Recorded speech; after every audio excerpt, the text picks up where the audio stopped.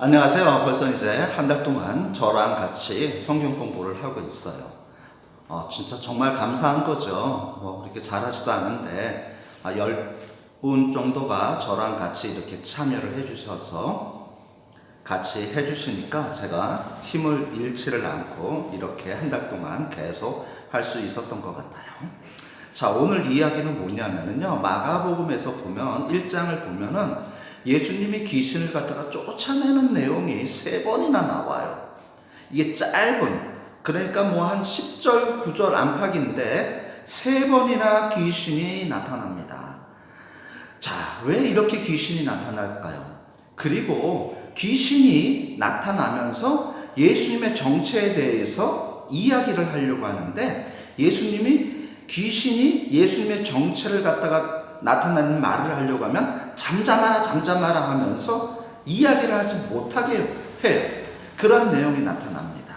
자, 왜 이렇게 예수님은 왜 잠잠하라 이야기를 할까요? 마가복음의 특징이 뭐냐면요, 좀 어려운 말인데 메시아 비밀 사상 또는 예수님의 침묵 명령이 엄청나게 들어가 있어요. 그래서 이게 이제 많은 학자들이 아니 왜 마가복음에는 왜 이렇게 잠잠하라 그리고 예수님이 메시아인 걸 갖다가 막아버리는지 그거에 대해서 학자들이 궁금하기 시작을 했어요. 그래서 1901년에 나온 책이 있어요. 1901년에 나온 책이 있는데 윌리엄 브래더라는 루터교 신학자가 있는데 이 사람은 아주 유명한 신학자예요. 이 사람이 뭐를 갖다가 발표를 했냐면 복음서 속에 있는 메시아, 이거를 이제 영어로 번역하면 메시아 비밀이라는 것으로 영역을 했단 말이에요. 이게 뭐냐면 마가복음에는 예수님이 메시아인 걸 몰랐다라는 거예요. 자기가 이적을 행했는데도 메시아인 거를 자각하지 못했고 심지어 십자가에 달려 죽는데도 그때서도 자기가 메시아인 걸 몰랐다라는 거예요. 메시아인 걸 부인했다라는 거예요. 그러면 메시아인 것을 갖다가 어떻게 했냐?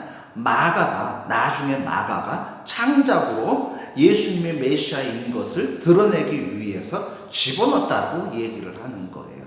이것이 이제 전 세계에 막 퍼져갖고 센세이션을 갖다가 일으켰는데 우리 보수주의에서는 그렇게 얘기를 하지 않아요.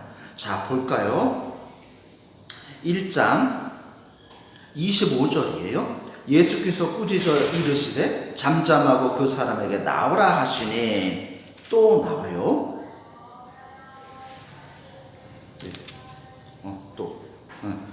또 찾으려고 하니까 또 까먹었네. 이런 식으로 예수님이 잠잠하라 이 얘기를 하는 거예요.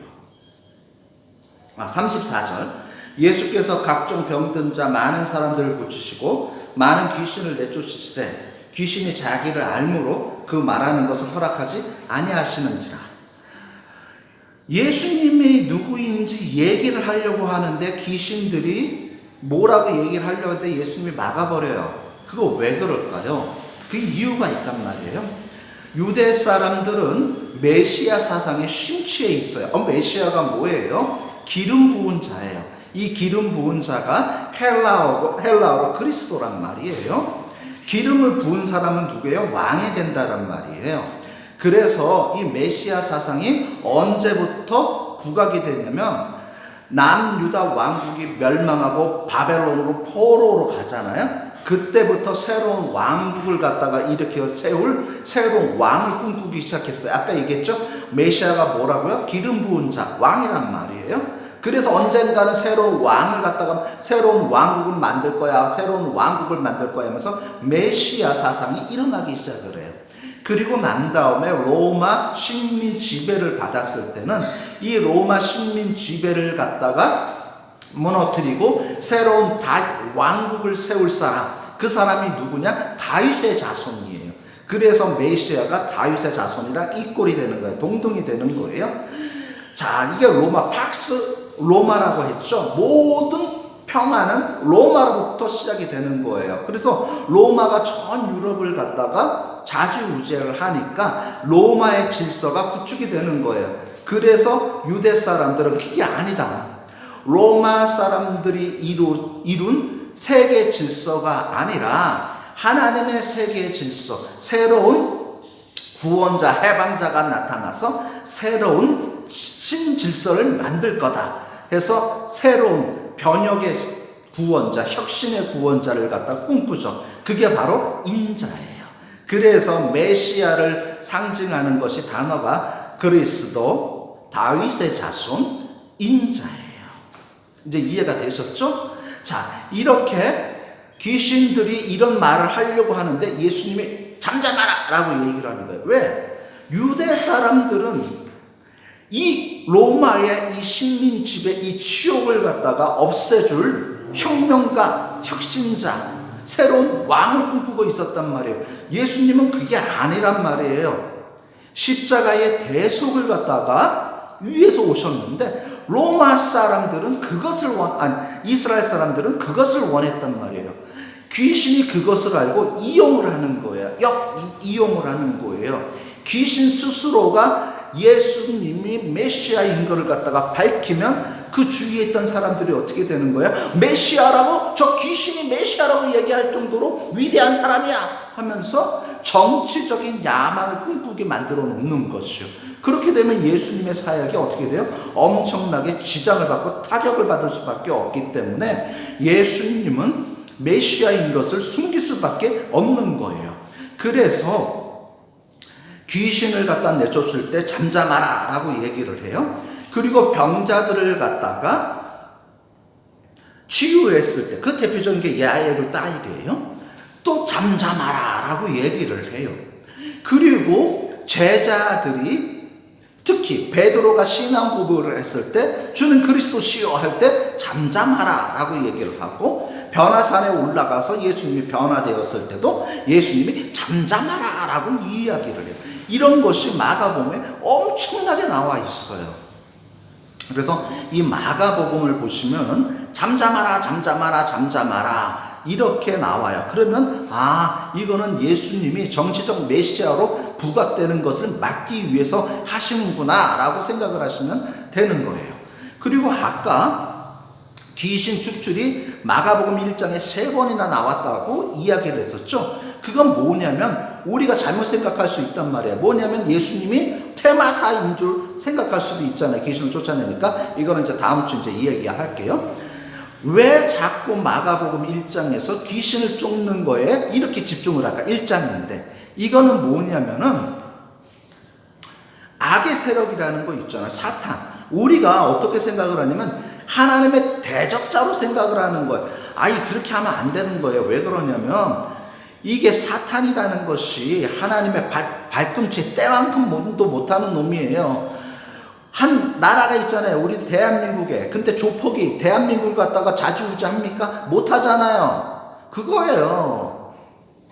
그냥 자기 하나님의 질서를 갖다가 어지럽히는 잡배들이래요. 잡배들. 이것이 사탄이라는 거예요. 그런데 하나님의 온 천지를 만드셨잖아요. 그리고 다스리는데 이 지배 구조를 갖다가 싫다고 반역을 일으킨 사람들이에요. 이게 사탄의 무리란 말이에요. 그래서 인간 세계를 지배하기 위해서 왔단 말이에요. 이것을 예수님이 물리치는 거예요. 하나도 이렇게 타격도 하나도 안 입어요. 그냥 예수님이 그냥 말로써 다 그 악의 무리를 어떻게 해요? 다 물리쳐 버리시잖아요. 그거를 갖다가 보여주는 거예요. 이제 다음 주에 이야기할 텐데 사탄을 갖다가 사람들이 어떻게 인식을 했는지 그걸 이제 이야기를 하는 거예요. 자, 그래서 예수님의 악의 세력을 완전히 이렇게 뭐라 그러죠? 그냥 그냥 손쉽게 그냥 이렇게 물리치신다라는 걸 보여주기 위해서 마가가 1장에 3번이나 이렇게 귀신 축출을 갖다가 이야기를 하는 거예요. 오늘은 좀 어려운 이야기를 했는데 마가복음을 이렇게 보시면은 전체적으로 예수님의 침묵 명령 또는 예수 메시아 비밀 사상이 많이 들어가 있으니까 읽다 보시면 아 이런 것이 있구나, 사복음서에도 또 이런 게 있으니까 이런 것이 있구나 생각을 하시면 되는 거예요. 자, 기도하시겠습니다. 사랑 많으신 아버지 주여, 우리가 성경을 읽다 보면 모르는 것이 많고 그 모르는 것을 우리의 머리로만 이해를 하려고 할 때가 너무나도 많이 있습니다. 하나님 머리로서가 아니라 신앙으로 하나님이 주신 말씀으로 이해할 수 있도록 아버지여 인도하여 주시옵소서. 예수님의 이름으로 기도드렸습니다. 아멘.